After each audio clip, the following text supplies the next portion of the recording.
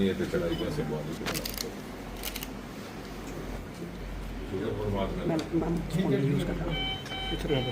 ये देखो शाम वेले तक खाने भी नहीं उठना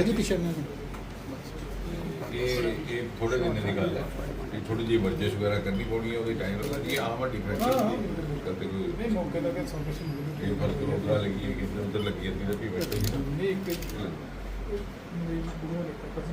बाकी जी भी इमदाद हो सारी साहब भी करके साथ भी करके थोड़ा सा थल्ले कर उसमें गोली लगने से बाई बाजू पे ह्यूमरस फ्रैक्चर जिसे कहते हैं चिकित्सा की भाषा में यार मुंह क्या गया बहुत बढ़िया ढंग से ऑर्थोपेडिक सर्जन ने सर्जरी करके प्लेट लगा करके उसका उपचार किया है। अब वो व्यक्ति पूरी तरह होश में है। शाम तक मुझे लगता है कि वो अपना दिनचर्या भी उनकी प्रारंभ हो जाएगी, खाना पानी प्रारंभ हो जाएगा। उसके अतिरिक्त जिस प्रकार की सहयोग सहायता अपेक्षित है उससे अधिक उपलब्ध करवाने की योजना है। हमारी बात हुई है प्रशासन से भी, जिला अधिकारी और कलेक्टर साहब हमारे साथ थे। किसी तरह का जान का खतरा नहीं और एक बहुत बड़ा बचाव हो गया। बाकी जिस प्रकार की घटना हुई है निश्चय ही हर आम नागरिक को उसकी चिंता भी है, उसके लेकर के रोष भी है। लेकिन हम ये आश्वस्त रहे जैसे मोदी जी ने कहा कि ज़ीरो टॉलरेंस टुवर्ड्स टेररिज्म, उसी नियम का पालन करते हुए आगे की कार्रवाई भी निर्धारित की जाएगी। संबंधित संस्थाओं ने इसका संज्ञान भी लिया है।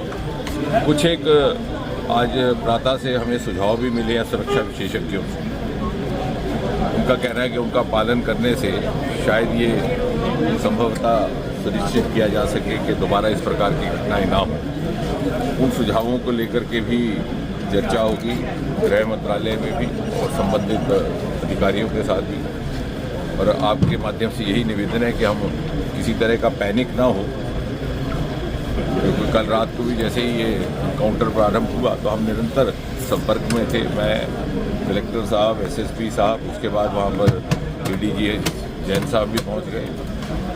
उस घर के सदस्यों के साथ मोबाइल पे भी संपर्क था, परंतु न मालूम कहीं से ये समाचार चलने लगा कि 2 व्यक्तियों की हत्या हो गई है, जिससे बहुत अधिक वहाँ पर उत्तेजना और पैनिक फैल गया। तो हम थोड़ा सा कंफर्म करने के बाद संबंधित लोगों से आगे बात बढ़ाएं। साथ ही साथ सुरक्षा बल भी प्रशंसा के पात्र हैं कि उन्होंने बहुत लंबा समय ना लेते हुए इस एनकाउंटर को संपन्न किया है। दोनों आतंकी लिक्विडेट कर दिए गए और इसी प्रकार से छत्रकला में भी चल रहा है एक एनकाउंटर। उसको लेकर के कुछ सुरक्षा संबंधित सुझाव आए हैं जो हमने संबंधित अधिकारियों तक पहुंचाए हैं। पुलिस और अर्धसेना बल वहां पर मौजूद है। सेना की यदि आवश्यकता हुई तो उसे उपलब्ध करवा लिया जाएगा और सिविलियन और पैरामिलिट्री प्रशासन के बीच जो जॉइंट कंट्रोल और जॉइंट समन्वय है बहुत बढ़िया ढंग से आगे बढ़ रहा है। दर्शक क्या देख रहे हैं, पिछले दिनों मेले में भी जो घटना हुई है उसके बिल्कुल निकटवर्ती ही है। अगर कोटा यहाँ इसकी बात करें तो क्या पुलिस ने सर्च ऑपरेशन भी चलाया था, क्या पुलिस नाकाम रही है? एक संभावना ये भी है कि ये दोनों घटनाएं एक ही आतंकी गुट के द्वारा अंजाम दी गई हैं।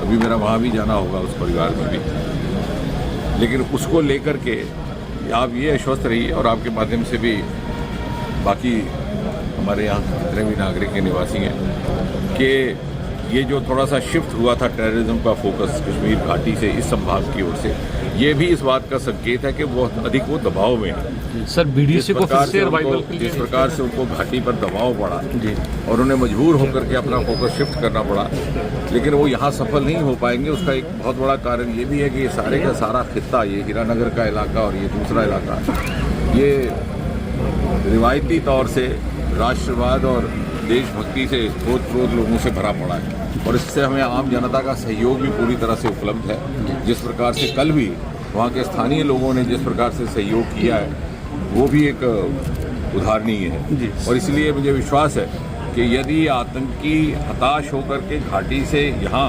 शिफ्ट करने का मंसूबा अथवा योजना बना रहे हैं तो यहाँ कदापि सफल नहीं हो पाएगी। सर बीडीसी हमेशा अमरनाथ यात्रा को बंद करने के लिए इस तरह की हरकतें की जाती है।